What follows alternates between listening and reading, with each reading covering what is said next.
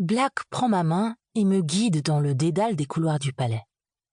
Notre trajet se termine devant une immense salle en verre qui ressemble à ces serres antiques, faites de carreaux de verre et de métal noir.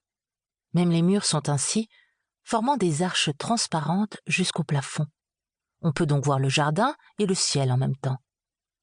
Le plancher de la salle est noir lustré. On dirait la surface d'un lac un soir d'été.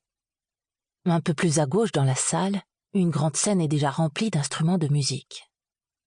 Est-ce qu'il y aura un groupe de musiciens ce soir? Je me demande. Je croyais que les magiques n'aimaient pas faire de la musique. L'espace est déjà bien rempli par des invités de toutes sortes et de toutes les couleurs, si je me fie à leurs accoutrements. Je déteste ce genre de soirée, murmure Black dans mon oreille, tout en souriant et hochant la tête vers les invités qui semblent ravis de sa présence. Certaines femmes majestueuses lui caressent le bras au passage tout en lui souriant, puis lancent un regard de dégoût vers moi, soit parce que je suis à proximité de Black, soit à cause de mon accoutrement.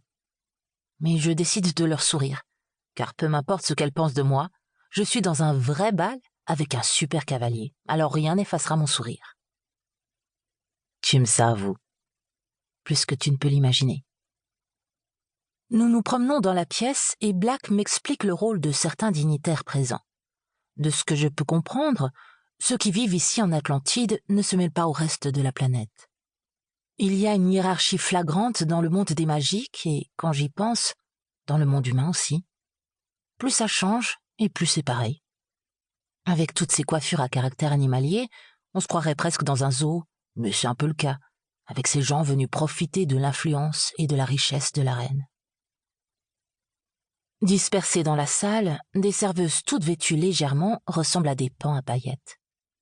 Sur leur plateau, les plus appétissants délices défilent sous nos yeux. Je ne peux m'empêcher de me délecter à la vue de chacun d'entre eux. Black me regarde en riant. Je dois projeter l'image d'une enfant qui n'a jamais mangé à la vitesse à laquelle j'enchaîne les bouchées. Après presque 2 heures, la reine n'a toujours pas fait acte de présence et le ciel s'est assombri, se remplissant d'étoiles. Est-ce normal que la reine ne soit toujours pas arrivée? Oui, c'est un signe de richesse que d'être attendu et désiré. Finalement, quelques feux d'artifice égayent le ciel, tous plus impressionnants les uns que les autres, dessinant des formes précises reproduisant les symboles des 5 signes. Ils n'ont absolument rien à envier à ceux qu'on peut apercevoir dans les foires, et je me sens comme une gamine devant ce spectacle fabuleux. Après quelques minutes, les feux s'estompent et un éclairage est dirigé vers l'entrée de la salle. La reine entre sur une sorte de palanquin porté par 6 hommes, comme ceux qu'on peut voir dans les films romancés sur l'ancienne Égypte. Je ne comprends pas pourquoi elle n'a pas pris son serviteur avec le don de télékinésie.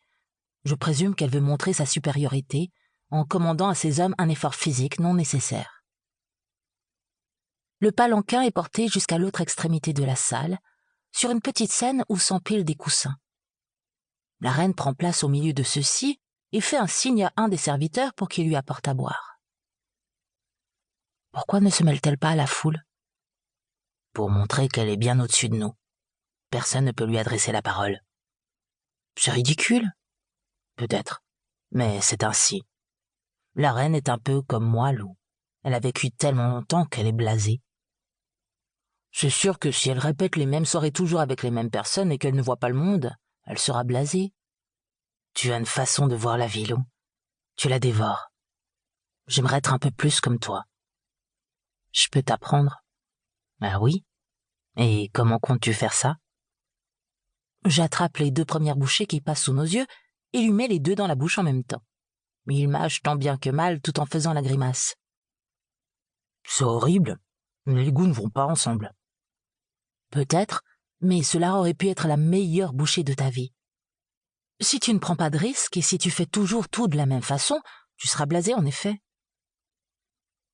La musique retentit d'un air qui m'est familier. Je me retourne vers la scène où un groupe de musiciens a pris place. Aussitôt, je m'approche d'eux à toute vitesse, suivi de Black qui me poursuit. Une fois arrivé à distance suffisante pour voir leurs traits, je suis bouche bée.